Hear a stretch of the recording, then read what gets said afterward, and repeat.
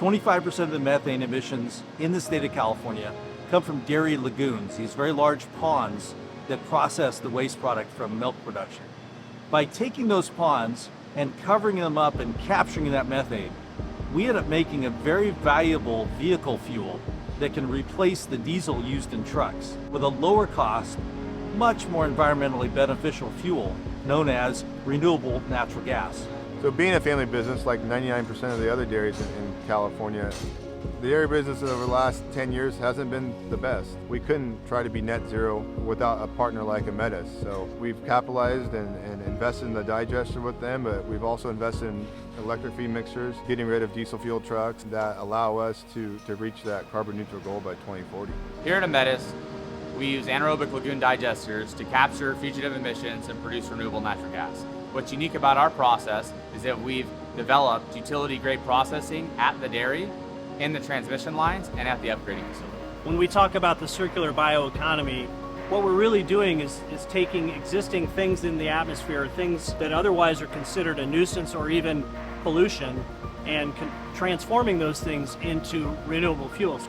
A commonly unknown fact about the production of ethanol is a byproduct of wet distillers grains. We market wet distillers grains to local dairymen.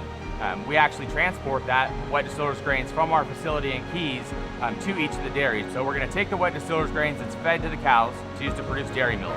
Downstream of the cow, we have manure. So manure today produces fugitive emissions. We're capturing those fugitive emissions, producing renewable natural gas, and injecting that into the utility pipeline. We're also using it here at the ethanol facility to power the same trucks that we're using to deliver the wet distillers grains to the dairies in this circular process. So our partnership with PG&E is very, very important to the success of our project. They've made a real commitment to decarbonizing their products as well. This project is a win-win-win solution for everybody.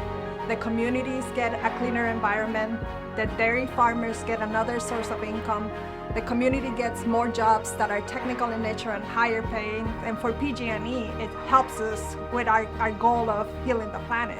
I'm excited about this project because it really meets our air quality challenges. Transportation is responsible for about 50% of our greenhouse gas emissions, about 80% of our emissions that form ozone and particulate, and about 95% of our diesel PM emissions. People are watching what's happening in California, and this is the kind of thing and the kind of innovation and investments that is necessary to actually ultimately deliver that healthier quality and meet our GHG reduction targets. Not only is methane from dairy manure captured and transformed into transportation fuel, but it's also going to displace diesel from heavy-duty trucks that otherwise would have been emitted as air and criteria pollutants in areas and communities that are already overburdened by air pollution. This project is an example of how California is committed to ensuring long-term sustainability of our dairy industry while ensuring its commitment to environmental sustainability through many partnerships. In addition to PG&E, we've had a number of other contractors who are building our projects. We look at it as an environment around us. It's not just Aemetis as one little island here in the Central Valley.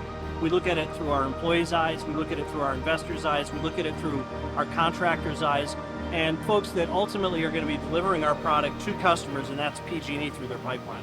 At Aemetis, we're making the world a greener place, one community at a time.